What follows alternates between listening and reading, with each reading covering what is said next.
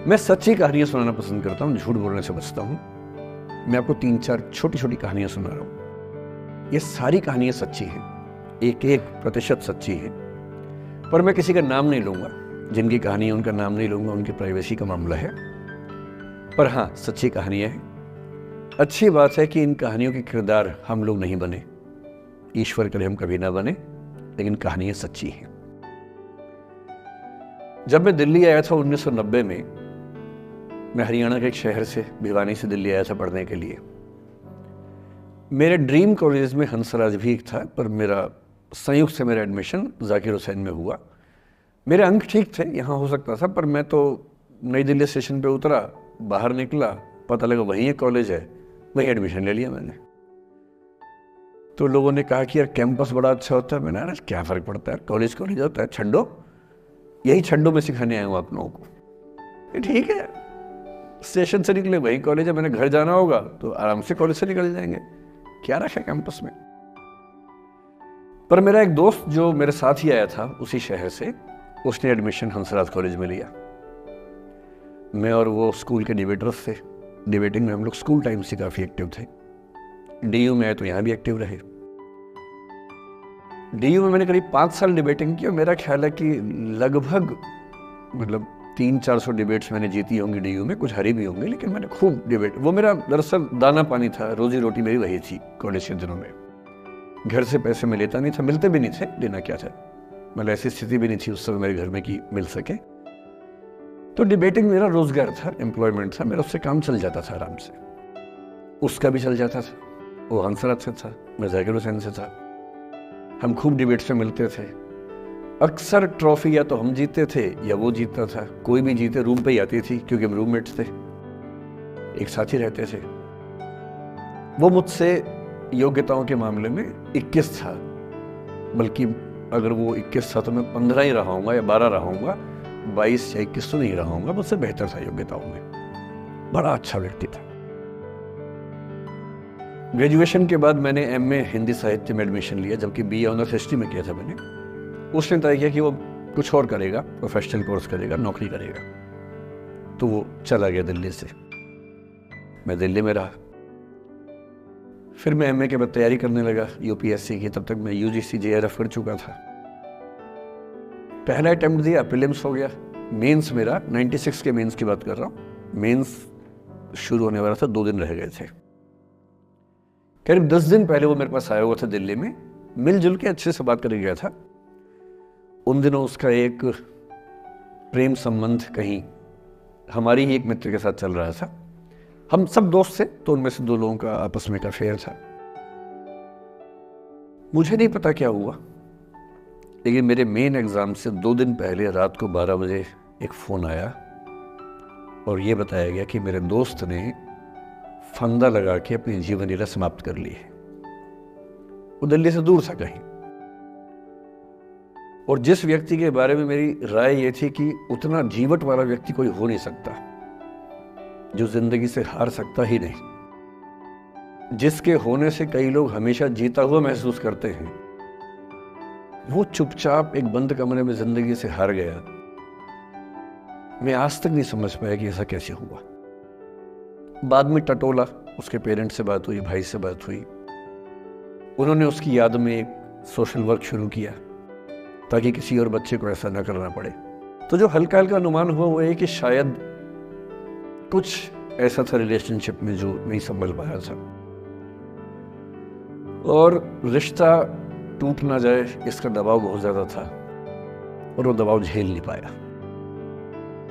इस उम्र में ऐसा फेज आता है, कई बार आता है। ये एक कहानी है, हंसराज कॉलेज से ही जुड़ी है, इसलिए मैंने सोचा कि वहीं से बात शुरू करूं। नाम जैसा कि मैंने कहा मैं नहीं बताऊंगा, तो नाम बताने का मतलब भी नहीं। और वो जिसकी मैं कहानी सुना रहा हूँ, आप लोगों के जन्म से पहले की बात है। आप तो सब 21वीं सदी वाले बच्चे होंगे ना, जेन ज़ी होंगे आप सब लोग, तो ये तो बहुत पुरानी बात है। एक दूसरी कहानी सुनाता हूँ। मैं आपको 2-3 कहानियां सुनाऊंगा, फिर उन सबका सार निकाल लेंगे एक साथ हम लोग। दूसरी कहानी ये है कि जब मेरा सिलेक्शन हो गया 97 में, मतलब 96 अटेम्प्ट में पहली बार में मेरा सिलेक्शन हो गया था, मैं एक्सटेंशन लेके तैयारी कर रहा था और डीयू में मैं पढ़ा भी रहा था उस समय। तब मैं शायद डीएवी कॉलेज में था या अग्रसेन को, मैं 2 जगह पढ़ा है डीयू में, तो उनमें से किसी कॉलेज में पढ़ा रहा था उस समय में। तो उस समय एक लाइब्रेरी है कैंपस में ही, सेंट्रल रेफरेंस लाइब्रेरी, आप जानते होंगे, CRL बोलते हैं, जो विवेकानंद जी की स्टैच्यू है उसके सामने ही वो लाइब्रेरी है। उस लाइब्रेरी में नीचे सब बैठ के पढ़ते हैं और टॉप फ्लोर पे रिसर्च फ्लोर है जहाँ MPhil PhD वाले बच्चे पढ़ते हैं। मैं उस समय शायद PhD कर रहा था या MPhil खत्म हुई थी, वहीं बैठता था, पढ़ता था रोज। कई दोस्त पढ़ते थे हम लोग वहाँ। हम सुबह 8 बजे लाइब्रेरी खुलते ही वहाँ घुसते थे, रात को 1 बजे निकलते थे लाइब्रेरी बंद होने के समय। तो वहाँ एक छत थी, छत पे छोटी सी कैंटीन थी जहाँ हम लोग जब जब बोर होते थे दिन में 3-4 बार जाके चाय पीते थे। चाय पी ली, बिस्किट खा लिया, थोड़ी गप्पे मार ली, वो सब वहाँ करते थे। तो वहाँ मेरे बहुत सारे दोस्त थे, उनमें से कई लोग अब बहुत सीनियर सिविल सर्वेंट्स हैं, कुछ लोग प्रोफेसर्स हैं डीयू में।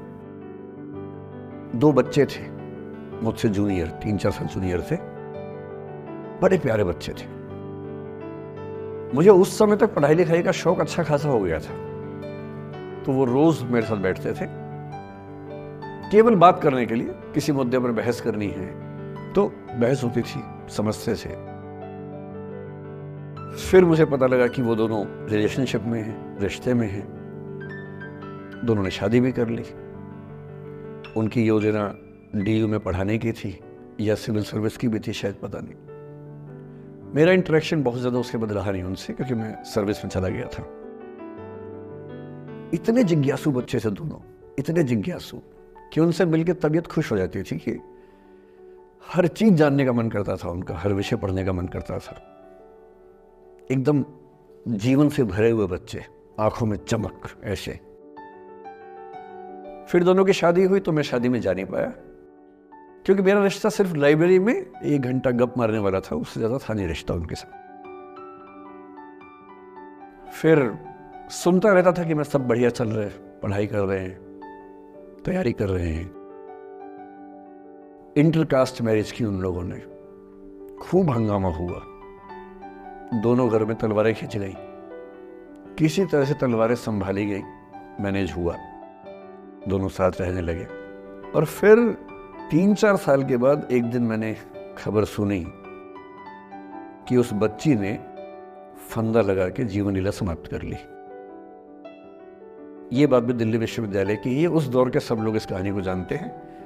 मेरे ख्याल से दोनों कहानी आपकी प्रिंसिपल मैडम जानती होंगी, नहीं ध्यान कर पा रही तो मैं उनको जैसे नाम बोलूंगा अकेले में वो तुरंत समझ जाएंगे मैं किसकी बात कर रहा हूं। मैं आज तक नहीं समझ पाया कि ऐसा क्या हुआ होगा। तो बाद में अनुमान जो हुआ वो ये, इंटरकास्ट मैरिज, परिवार का दबाव, समाज का दबाव, आपस का दबाव, टॉक्सिक रिलेशनशिप, अंत में उस दबाव को न झेल पाना और जीवन समाप्त कर देना, ये हुआ। ये 2 घटनाएं हैं। मेरा एक स्टूडेंट है, सिविल सर्वेंट है, सीनियर लेवल पे है, करीब 40 साल का है। उसने आज तक शादी नहीं की। क्या उसकी शादी करने की इच्छा नहीं थी? पूरी इच्छा थी। फिर क्यों शादी नहीं की? भाई कुछ लोग तो होते हैं कि शादी करनी ही नहीं, कोई मिशन है। योगी जी है, मोदी जी है, ठीक है, उनका तो मिशन है। ममता जी है, उनका मिशन है।